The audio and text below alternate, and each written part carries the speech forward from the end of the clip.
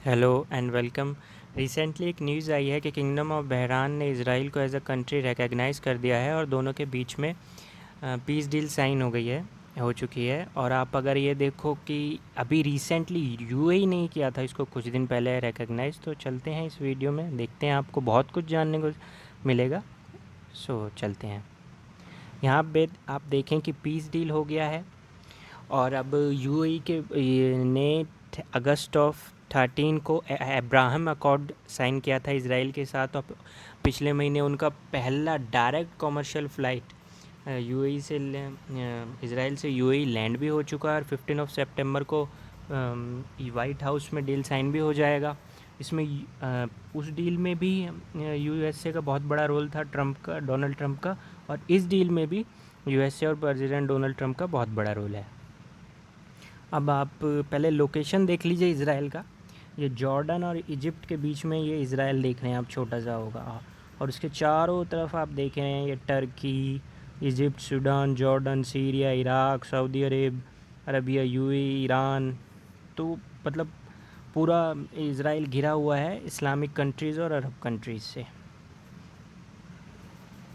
अब यहाँ पे आप देखें इनका स्टेटमेंट आ चुका है ऑफिशियल कि अमेरिका से कि यूएई का एग्रीमेंट साइन हो गया है बहरान के साथ। अब बहरान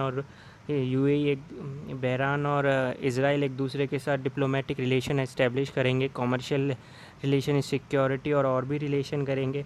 इसके साथ ही साथ बहरान और सऊदी अरेबिया ने जो बैन लगा रखा था इसराइल पे कि वो इसराइल उनका एयर स्पेस यूज़ नहीं कर सकता उन कंट्रीज़ का, वो बैन भी हटा दिया है। ये सऊदी अरेबिया ने भी हटाया है।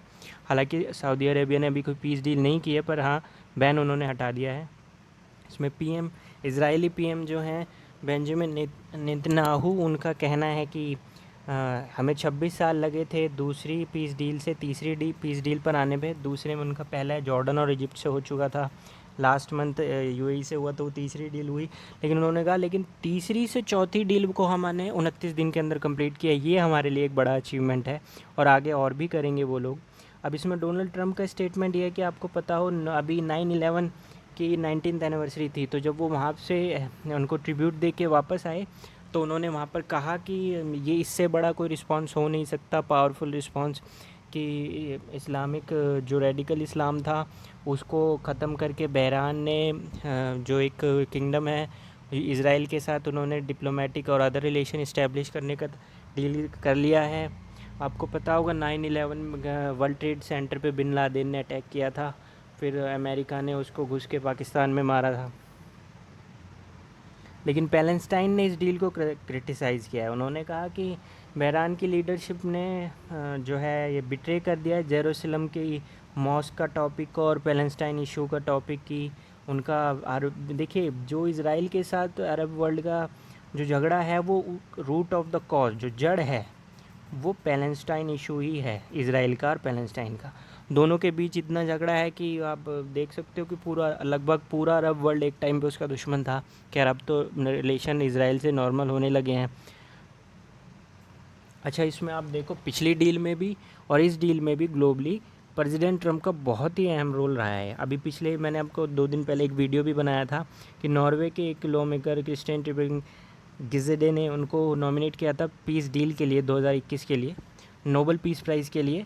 इसके बाद स्वीडिश क्रिश्चियन डेमोक्रेटिक पार्टी के एक नेता हैं मैग्नस जैकबसन, उन्होंने भी नॉमिनेट किया है प्रेसिडेंट डोनाल्ड ट्रंप को और गवर्नमेंट ऑफ कोसोवो व सर्बिया को नोबेल के लिए। इनको क्यों किया है? कोसोवो और सर्बिया में कॉन्फ्लिक्ट था अब काफ़ी टाइम से और दोनों के बीच में इकोनॉमिक और या किसी भी तरह का रिलेशन इस्टेब्लिश नहीं हो पा रहा था, तो उसी को लेके डोनाल्ड ट्रंप ने वहाँ पे भी मध्यस्थता की और डील कराई। यहाँ पे आप देख सकते हैं कि इकोनॉमिक नॉर्मलाइजेशन लास्ट वीक उन्होंने वाइट हाउस से कराया है और कोसोवो का और इसराइल भी नॉर्मल करेगा डिप्लोमेटिक रिलेशन को। अब कोसोवो का जो आप अगर देखो तो कैपिटल क्या है? प्रिस्टीनिया। सर्बिया की क्या है? बेलग्रेड। अच्छा, अब फ्यूचर क्या है? अब यहाँ पे आप देखो कि आगे जाके क्या होगा। तो सुनने में ये आ रहा है कि ओमान, सूडान, मोरक्को और भी जो कंट्रीज़ हैं वो भी इसराइल को नॉर्मल करेंगे, अपने रिलेशन बनाएंगे और रिकग्नाइज़ करेंगे। लेकिन अभी कुछ क्लियर नहीं है सिचुएशन कि कब करेंगे या किस टाइम। लेकिन हाँ, टॉक ऑन गोइंग है, बात चल रही है। जियो पॉलिटिक्स में आप देखो तो बहुत आगे तक बात उनकी पहुंच चुकी है। अच्छा, अब अगर आप देखो 2 दर्जन से ज़्यादा कंट्री, अरब कंट्रीज़ और नॉन अरब कंट्रीज़ में, अरब लीग की कंट्रीज़ और नॉन अरब लीग कंट्रीज़ की मेंबर जो हैं इस्लामिक कंट्रीज़, वो रिकग्नाइज़ नहीं किया है उन्होंने इसराइल को as a country, including Pakistan. हमारे जो नेबर हैं पाकिस्तान, बांग्लादेश, इंडोनेशिया ने भी नहीं किया है। इवन पाकिस्तान का तो पासपोर्ट भी ये बोलता है कि आपका पासपोर्ट हर जगह के लिए वैलिड है, लेकिन आप वहाँ नहीं जा सकते, इसराइल के लिए वैलिड नहीं है। तो आप अगर इस के अंदर देखो तो इसराइल को तो चलिए रिकग्निशन मिल गई, बहरान को क्या मिला? आप अगर देखो तो बहरान का और ईरान का बहुत बड़ा कॉन्फ्लिक्ट है।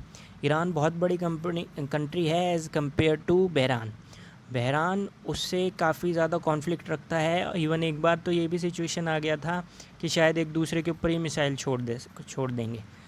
और अगर आप देखो तो ईरान और यूएस की भी नहीं बनती है। यूएस से आपको पता होगा भी, उन्होंने जो ईरान के लीडर थे टेररिस्ट एक्टिविटी में इन्वॉल्व थे, डोनाल्ड ट्रंप ने उनको एयर स्ट्राइक से मरवाया था, अमतुल्ला खैमानी। तो आप ईरान तो वैसे भी यूएसए के ख़िलाफ़ है, ईरान बहरान के भी ख़िलाफ़ है। तो बहरान को चाहिए इंटरनेशनल सपोर्ट ईरान के ख़िलाफ़, तो उन्होंने यूएसए को अप्रोच किया। यूएसए ने कहा कि आप डील करिए इसराइल के साथ। इसमें यूएसए का क्या फ़ायदा है? यूएसए अगर मिडल ईस्ट में, इसराइल के रिलेशन मिडल ईस्ट में सॉल्व होते हैं अरब कंट्रीज़ से, तो इसराइल के जो सोल्जर हैं और यूएसए के जो सोल्जर मिडल ईस्ट में हैं तो वो वापस आएंगे। तो इससे डोनाल्ड ट्रंप को वोट भी मिलेगा। 2 महीने बाद वहाँ पर इलेक्शन है, तो यूएस इलेक्शन को भी देखते हुए उन्होंने कहा, और इसराइल तो ऑब्वियसली अब बहरान को सपोर्ट करेगा ईरान के ख़िलाफ़। तो अब देखो बहरान को इसराइल का भी सपोर्ट मिल गया और बहरान को यूएसए का भी सपोर्ट मिल गया।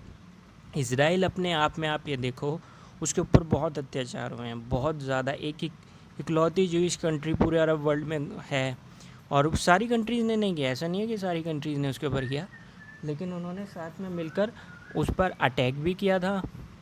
और कई बार लेटर हाफ में आप देखोगे, सेकंड हाफ जो है 20th सेंचुरी का, तो वो जीत कर आया, सब इसराइल जीता। कई कंट्रीज़ ने उन पर मिल के भी अटैक किया, इसराइल फिर भी जीत गया और अपने लोगों को उसने वहाँ से बचाया भी और जीत के भी आया। तो ये आप इसको, आप पैलेस्टाइन को और बाकी लोगों के स्टेटमेंट को ना देखो, ये बहुत ही बड़ा पीस डील है जियोपॉलिटिक्स के अंदर। इसराइल के लिए भी बहुत अच्छा है, और इसराइल इंडिया का हमेशा से फ्रेंड रहा है, तो ये इंडिया के लिए भी एक प्लस पॉइंट है। तो होपफुली मिलते हैं आपसे नेक्स्ट वीडियो।